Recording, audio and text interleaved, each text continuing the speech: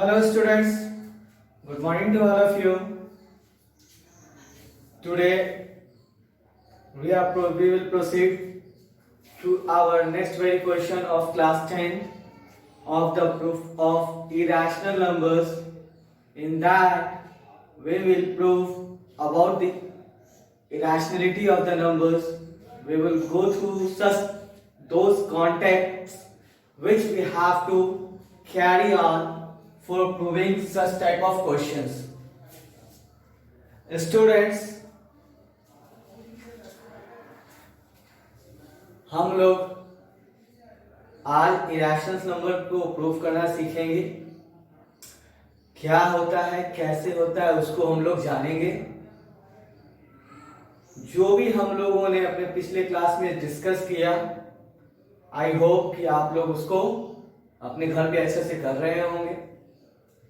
चलिए, तो हम लोग उसको शुरू करने से पहले कुछ कंटेंट्स को थोड़ा सा देख लेते हैं पहले, जो कि हमारे लिए हेल्पफुल रहेगा।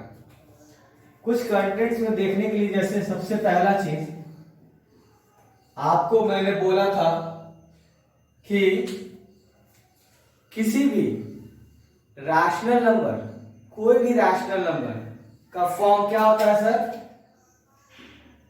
P बाई क्यू, जिसमें Q का वैल्यू 0 नहीं होना चाहिए।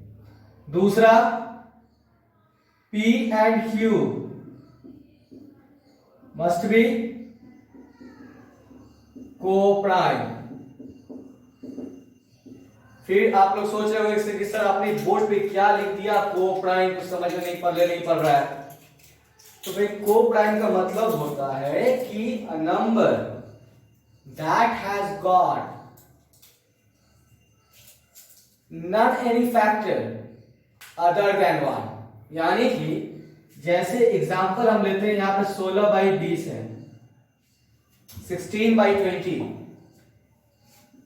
the 4 is a common multiple, 4 4 are 16, 4 5 are 20, you will get 4 by 5। there is no any number that is common in these 4 and 5। कोई भी ऐसा टर्म नहीं है जो दोनों में कॉमन हो। मींस जो फ्रैक्शनल वैल्यू किस फॉर्म में हो सर? सिंपलेस्ट फॉर्म में हो। सिंपलेस्ट फॉर्म, उसको हम लोग कह सकते हैं, मतलब वो, यानी 4 और 5। 4 और 5 का मतलब समझो, यहाँ पे P का मतलब 4 हो गया, Q का मतलब 5 हो गया। इसका मतलब 4 और 5 कैसा नंबर है? को-प्राइम। मतलब जब कोई भी कॉमन फैक्टर सिर्फ एक को छोड़ के न रहे, तो उसको हम लोग क्या बोलते हैं बाबू? को-प्राइम। ध्यान रखिएगा, को-प्राइम। अब तो आई थिंक कोई दिक्कत नहीं होना चाहिए। यानी यहाँ पे दोनों में कॉमन फैक्टर 4 था, इसलिए ये को-प्राइम नहीं था। लेकिन इसमें 4 और 5 में अब तो 1 के अलावा कोई कॉमन है ही नहीं। इसका मतलब ये दोनों कैसा नंबर होगा? को-प्राइम। सिंपलेस्ट फॉर्म, मतलब 4 और 5 कैसा नंबर है? को-प्राइम। कोई दिक्कत नहीं हुआ होगा। चलो आगे देखते हैं, समझ में आ ही गया होगा। चलिए,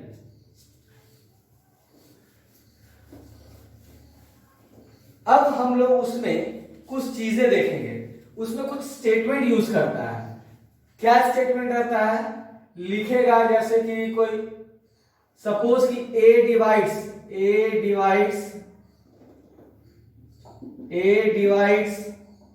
P स्क्वायर, तो बोलेगा A will divide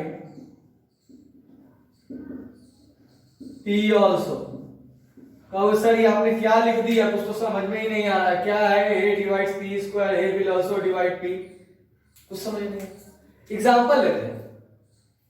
कोई भी प्राइम नंबर किसी के स्क्वायर फॉर्म को अगर डिवाइड कर रहा है, एग्जांपल 3 एक प्राइम नंबर है, तो समझो A इक्वल टू क्या हो गया? 3। अगर कोई ऐसा नंबर P स्क्वायर है, P स्क्वायर जैसे मान लो आप ले लिए 81, यानी P स्क्वायर इक्वल टू हमने लिया 81। 81 का मतलब इसका वैसा स्क्वायर कहाँ है? तो 81 को लिख सकते हैं 9 का स्क्वायर। कंडीशन है यहाँ पे कि ये होना चाहिए, यानी कोई ऐसा नंबर होना चाहिए वो उसके स्क्वायर फॉर्म को डिवाइड करना चाहिए। तो भाई 3 81 में डिवाइड कर सकता है, अगर काटोगे तो 81 डिवाइडेड बाई 3 कटेगा सर, 3 2 जा 6 7 जा कट गया। मतलब कोई नंबर उसके स्क्वायर फॉर्म को अगर डिवाइड करता है तो उसके बेस फॉर्म को भी क्या करेगा, डिवाइड करेगा। दैट मींस यहां पे हम लोग जैसे कि लिख सकते हैं, इसी हिसाब से अगर चले तो हम लोग यहां लिख सकते हैं क्या कि 3 डिवाइड्स 9 स्क्वायर मतलब 81। तो इसको हम, इसका मतलब ये भी तो होगा 3 विल ऑल्सो डिवाइड 9। ये कंडीशन है, ये ध्यान रखना है कि कोई नंबर उसकी स्क्वायर फॉर्म को, किसी नंबर के स्क्वायर फॉर्म को डिवाइड करता है तो उसका जो बेस वैल्यू यानी जो नंबर है p उसको भी डिवाइड करेगा। तो यानी कि ये देखो, ये हो गया ये 3, ये 81 हो गया सर p स्क्वायर, ये 3 हुआ यहाँ a, और ये 9 जो आया सर ये आपका हो गया p।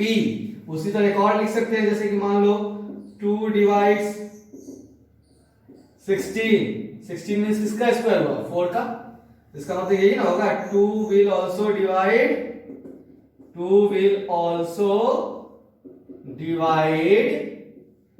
4, यही ना हुआ। देखो तो 2 ये रहा, 4 स्क्वायर ये रहा, फिर से ये 2 ये रहा, 4 ये रहा। तो ये स्टेटमेंट कहीं आएगा आपको, इसलिए मैं बता रहा हूं। वैसे ये आपका थ्योरम देखिएगा तो 1.3 एनसीईआरटी में थ्योरम है, ये दिया हुआ है, ठीक है, कि if a divides p square then prove that a will also divide p। तो हम लोगों ने उस थ्योरम को बस आपको मैंने समझा दिया है और उसी का यूज हम लोग इसमें करेंगे, ठीक है। आगे बढ़ते हैं हम लोग। तो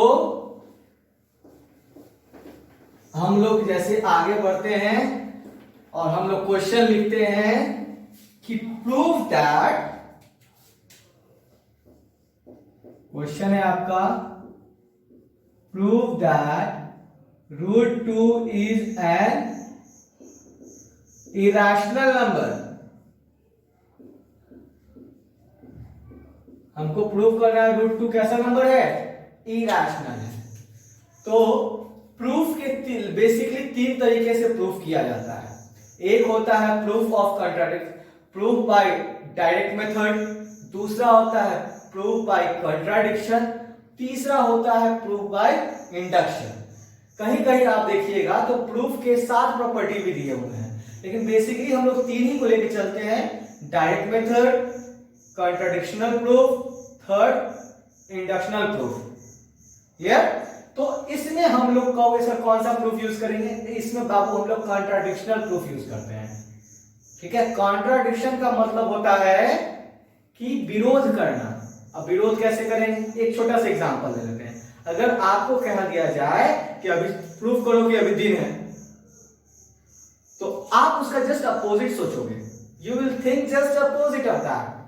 यू विल एज्यूम, मान लोगे कि नहीं चलो ठीक है सर, आप बोल रहे दिन है, अगर मुझे ये प्रूफ करना है तो मैं मान लूंगा कि अभी रात है। आप क्या मान लोगे, माना कि अभी रात है, तो भाई अब रात है तो आप उस हिसाब से आप आकाश में जाओगे, बाहर जाओ आकाश में देखोगे, रात के हिसाब से आपको चांद दिखेंगे, तारे दिखेंगे। लेकिन जैसे ही आप आकाश देखोगे आपको क्या दिखेगा, सूरज दिखेगा। यानी क्या कि आपने रात मान के चला उसको, जब आप रात मान के चले तो आपको क्या दिखाई दे रहा है, सन दिखाई दे रहा है। लेकिन तो भाई रात में क्या सन दिखाई देने कोई प्रॉपर्टी तो है नहीं, रात में हमेशा मून दिखाई देता है, स्टार्स दिखाई देते हैं। तो यानी वहां पे क्या हुआ कि आपने जो सोचा उसके हिसाब से वो आपने कंडीशंस को फुलफिल नहीं किया। इसका मतलब जो आपने सोचा ये क्या सोचा, गलत सोचा। और जब गलत सोचा तो आपने सोचा था रात, तो रात का अपोजिट क्या होगा, दिन। यही कुछ ऐसा कॉन्ट्राडिक्शन होता है। तो इसी तरह से हम लोग कॉन्ट्राडिक्शनल प्रूफ को करते हैं। तो भाई हमको यहाँ पे उसी तरह चलेंगे कि यहाँ पे प्रूफ क्या करना है भाई, इरेशनल नंबर प्रूफ करना है हमको, इरेशनल नंबर। तो हम कॉन्ट्राडिक्शनल प्रूफ लेके चलेंगे, तो इसके लिए हम लोग क्या करेंगे कि जो दिया हुआ है इसको हम लोग मान लेंगे रैशनल। क्या लिखेंगे तब? सॉल्यूशन लेट √2 इज एन या is a rational number. √2 is an rational number. तो भाई हम लोग जब रैशनल नंबर मान लिए तो √2 को हम लोग क्या लिख सकते हैं? p/q। सारी प्रॉपर्टी अब यहां पर लिख दीजिए। क्या क्या रैशनल नंबर का प्रॉपर्टी था भाई? p and q are integer and q not equal to 0। और क्या था sir? p and q is a coprime. Coprime का मतलब ये दोनों अपने सिंपलेस्ट फॉर्म में कोई नंबर लिखा हुआ है जो आगे डिविजिबल किसी भी नंबर से नहीं होगा, क्योंकि उनका कॉमन फैक्टर सिर्फ क्या है? 1 है। क्लियर? इसलिए यहां पे लिखे p and q are coprime, यानी कि ये एकदम बिल्कुल सिंपलेस्ट फॉर्म में है।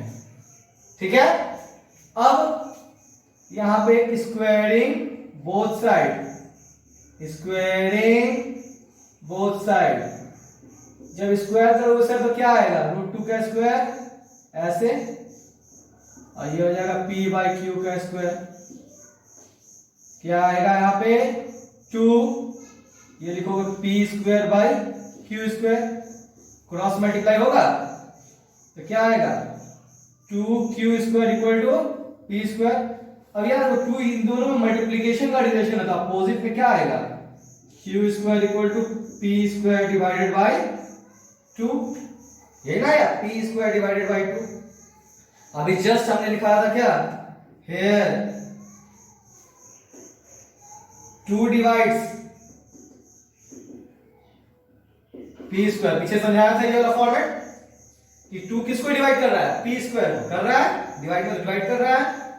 That means therefore 2 will also divide, किसको करेगा बाबू? p को। इसको इक्वेशन 1 मान के छोड़ देंगे हम लोग।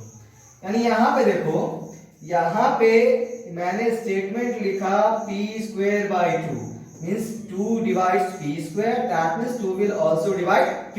जस्ट पीछे समझे थे हम लोग, जब यानी कि जब p में 2 से कोई डिवाइड होगा यानी कि डिविजिबल है, यानी ये तो क्लियर हुआ कि जब ये है डिविजिबल है, तो जब डिवाइड होगा तो कुछ ना कुछ तो क्वोशिएंट आएगा। तो मान लेते हैं ये जो स्टेटमेंट कहा, इसको हम लोग क्या लिख सकते हैं? p/2 मान लो आपको क्या आया? c आया। तो जब ये आया तो c, तो p = क्या आप लिख सकते हो? 2c। ये क्रॉस मल्टीप्लाई हो जाएगा ना सर? लिख सकते हैं कि p/2 2 also divides p। इसका मतलब क्या कि p में 2 से डिवाइड हो रहा है, और डिवाइड होता है तो मान लीजिए कि कोई नंबर आएगा, और कोई नंबर पता नहीं तो उसको हम कोई इंटीजर आ रहा है, उस इंटीजर को क्या मान लिया? c मान लिया। ठीक है? तो जब c मान लिया तो ये 2 क्रॉस मल्टीप्लाई हुआ c से, तो p = क्या हो गया? 2c। कोई दिक्कत नहीं। अब यहां पर आप लोग देख लो, इसको आप मान लो इक्वेशन a मान लो, और इसको इक्वेशन b मान लो। ठीक? अब यहां पे अगर हम लोग देखते हैं तो अगर ये जो p का वैल्यू कितना आया है? 2c, वो वैल्यू अगर इसमें सब्स्टिट्यूट किया जा सकता है तो ऑफ कोर्स सर किया सकता है, कोई दिक्कत नहीं। तो जब सब्स्टिट्यूट करेंगे तो क्या लिखेंगे? From b putting value in a, b से वैल्यू किसमें पुट करना है? a में। यानी क्या है आपका? देखो तो यहां पे सर 2p²/q²। ठीक? p के जगह पे क्या लिख देंगे सर? 2c। तो p के जगह पे 2c, ये स्क्वायर तो स्क्वायर बाय q², क्या आएगा सर? 2 4c² कहोगे 1 टाइम में कट गया सर, ये 2 टाइम में, तो यानी आपका आया q² = 2c²। इसको आप ऐसे लिख सकते हो 2c² = q², और जब c² वैल्यू निकालोगे तो यहां पे आएगा q²/2 और यहां पे आपका c इक्वल टू आएगा Q square by Q by two. C square equal to Q square by two. ये रिलेशन आ गया सर आपका। अब यहां पे फिर से वही कंडीशन है कि टू किसको डिवाइड कर रहा है सर? क्यू स्क्वायर को। टू डिवाइड कर रहा है क्यू स्क्वायर को। यहां पे लिख देंगे here to divides Q square. जब क्यू स्क्वायर को डिवाइड किया तो किसको डिवाइड करेगा? क्यू को भी, है ना? therefore 2 will also divide q। take it as equation 2। क्या मान लिया इसको? इक्वेशन 2। अब यहां पे बहुत सारे बुक में आप लोग देखते होंगे कि जब यहां पर ये रिलेशन आ जाता होगा Q square equal to P square by two, वहां लिखता होगा here 2 divides p square, 2 will also divide p। ये लाइन तो आई थिंक मस्ट क्लियर हो गया होगा क्यों आया, कैसे आया। मैंने एग्जांपल दिया था इसी क्वेश्चन में बिगिनिंग में एकदम। अब कहोगे सर उसके बाद फिर वैल्यू कहां से ले आता है? तो वो वैल्यू देखिए सर कहां से लाता है, कैसे लाता है।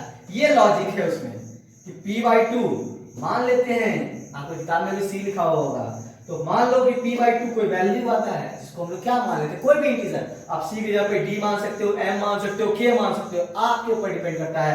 मान लेते हैं कि दोनों को डिवाइड करने पे c आता है, तो जब यानी कि c आया तो p equal to cross multiply हो गया 2c हो गया, और इसी वैल्यू को हम वापस इक्वेशन में सब्स्टिट्यूट कर देते हैं। तो इक्वेशन में सब्स्टिट्यूट करने के बाद मेरा दो रिलेशन आता है। एक फर्स्ट रिलेशन में ये है मेरा कि 2 divides 2 will also divide p, और यहाँ पे 2 will also divide q। कोई दिक्कत नहीं हुआ होगा। जब दिक्कत नहीं हुआ तो थोड़ा सा देखिए, क्योंकि कुछ कंटेंट हम ऊपर का इरेज करेंगे, है ना। अगर आपको कुछ नोट करना है तो आप उस बीच में नोट भी कर लीजिए। मैं आपको 25 से 30 सेकंड का समय देता हूं, प्लीज देख लीजिए एक बार।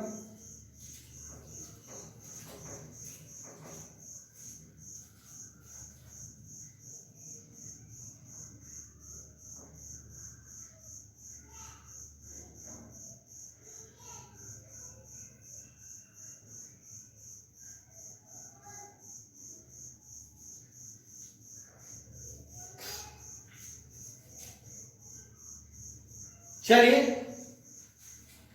आई थिंक आप लोगों ने देख लिया होगा, तो मैं कुछ थोड़ा सा कंटेंट को इरेज करना चाहूंगा, है ना। कहाँ के कंटेंट को इरेज किया जाए? अच्छा चलिए, मैं इसी में देखता हूं, मैनेज करने की कोशिश करता हूं। अब देखिए सर कि फ्रॉम 1 and 2 क्या हो रहा है आपका? 1 and 2 में देखो सर क्या हो रहा है, 1 के हिसाब से कह रहा है कि 2 किसको डिवाइड कर रहा है? p को, और 2 में कह रहा है 2 किसको डिवाइड कर रहा है? q को। तो हम लोग लिख सकते हैं from 1 and 2 p and q have common factor 2। क्योंकि जब 2 से डिवाइड हो जाएगा तो 2 कॉमन फैक्टर हुआ, लेकिन आपका था क्या एट द इनिशियल में सर? ये दोनों को प्राइम थे, यानी कॉमन फैक्टर क्या था? 1 था। अब एक ही क्वेश्चन में एक ही नंबर का यानी p और q का यहां बोला को प्राइम, इसका मतलब कॉमन फैक्टर 1, यहां आया कॉमन फैक्टर 2, इसका मतलब या तो ये गलत है या ये गलत है ना। तो अब देखिए सर कि यहां पे हम लोग लिखा p and q have common factor 2 which contradict का मतलब विरोध करना, contradict the assumption मतलब जो हमने माना। क्या माना था सर? कि p and q क्या है? को प्राइम है, यानी को प्राइम का मतलब क्या आना चाहिए? p and q ये जो नंबर है, ये क्या नंबर माने थे हम लोग? Rational, which contradict the assumption that root 2 is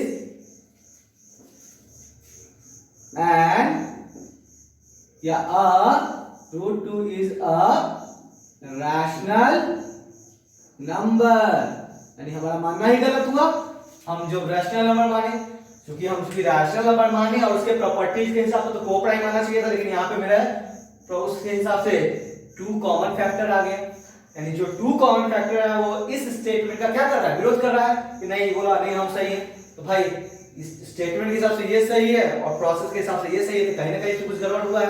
तो क्या लिखे हम लोग कि P and Q have common factor 2 which contradict, जो विरोध किया किसका, assumption, यानी जो हम माने, क्या माने, √2 को रैशनल, यानी √2 को रैशनल माने तब तो ये कोप्राइम हुआ, यानी कि हमारा रैशनल नंबर ही मानना क्या हुआ, गलत हुआ। तो भाई तो नंबर दो ही तरह का, रैशनल नहीं तो इरैशनल। जब रैशनल है ही नहीं, यानी कंट्राडिक्ट किया assumption को कि √2 क्या है, रैशनल इरैशनल है, यानी विरोध किया कि रैशनल है, रैशनल होने का विरोध किया, इसका मतलब क्या हुआ, therefore root factor the P and Q have common factor 2 which contradict the fact that which contradict the assumption that √2 is a rational number। ठीक है, तो therefore जब rational नहीं तो क्या sir, √2 is an irrational number। कोई दिक्कत नहीं। यहां पे कुछ स्टेटमेंट हम लोग चाहे तो बढ़ा भी सकते हैं, आप लोग सुनिए। From 1 and 2, P and Q both have the common factor 2 which contradict the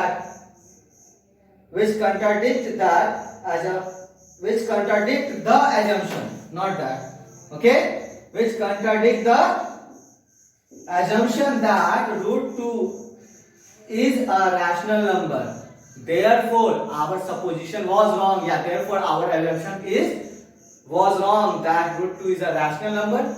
यहाँ पे एक स्टेटमेंट चाहो तो उतना बढ़ा सकते हो कि our supposition was wrong या our assumption was wrong that √2 is a rational number। जब नंबर रैशनल नहीं तो क्या, इरैशनल। अरे दो ही ना, रियल नंबर में दो, जो रैशनल नहीं तो भाई जब रैशनल नहीं तो क्या होगा, irrational. Got the thing, okay. आप लोग एक बार इसको थोड़ा सा एक बार शुरू से एंड तक एक बार देखिए, एक बार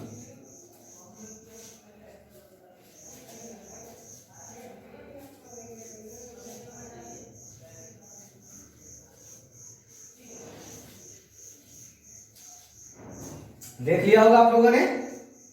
इसी तरह आप लोग चाहे तो किसका किसका प्रूफ कर सकते हैं सर, √3 का, √5 का, √7 का, √11 का, √13 का।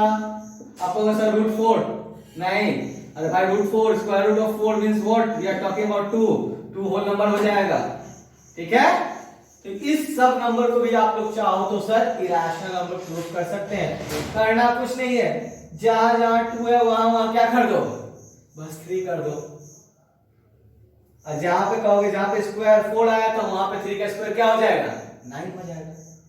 ठीक है, तो आप लोग एटलीस्ट इन दोनों पे प्रैक्टिस करना है आप लोग को, √3 और √5 पे, एटलीस्ट √3 और √5 पे आप लोग इसको प्रूफ कीजिएगा।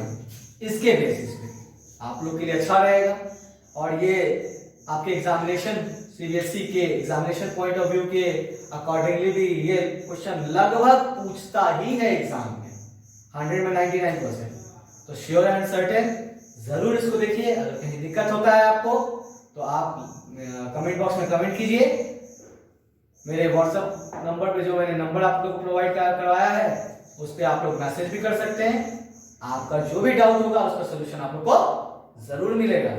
इसी के साथ हम लोग आपको अगले क्लास में फिर से हम आपको मिलेंगे नए टॉपिक के साथ। Till then bye bye, take care.